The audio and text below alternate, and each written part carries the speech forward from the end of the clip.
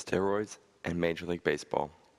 Steroids are performance-enhancing drugs that allow athletes to get stronger at an accelerated rate.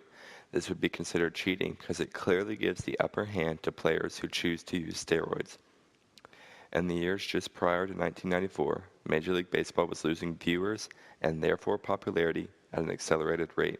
To counteract this, executives decided that the game needed more offense, which meant players needed to hit more home runs. To be able to do this, players turned to steroids. This brings about two questions.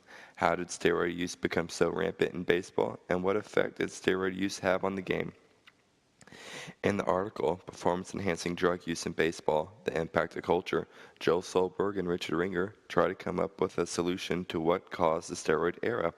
They claim that the norms and values that compose culture provide the context in which members of the group will make decisions regarding appropriate and legitimate behaviors. They point out that culture of baseball already allocated for cheating, such as trying to steal the other team's signs. This means players are valuing winning over anything else.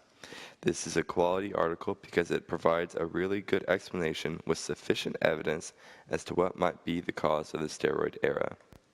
The next question to ask would be, how has the use of steroids affected baseball? Kenneth Kirkwood tries to answer this in the article, Defensive Doping. Is there a moral justification for if you can't beat him, join him? Kirkwood says that oftentimes athletes do not consider using performance-enhancing drugs until they find out that their competition is.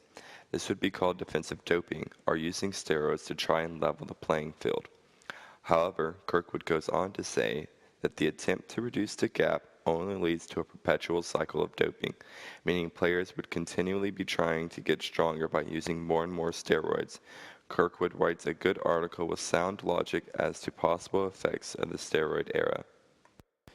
The two previous articles are great articles, but they lack statistics to prove their points.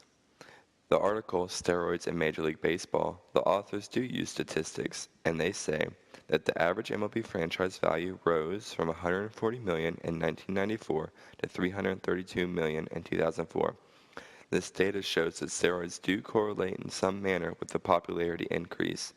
However, this article could be better if there were more statistics showing just how the steroid use related to increase in popularities and revenue.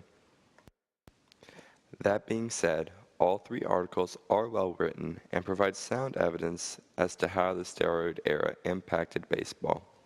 With the evidence in these articles, I can now argue that steroid use should be considered cheating. The steroid era had positive and negative impacts, and the impact of seeing players use steroids had on society. Created using Powtoon.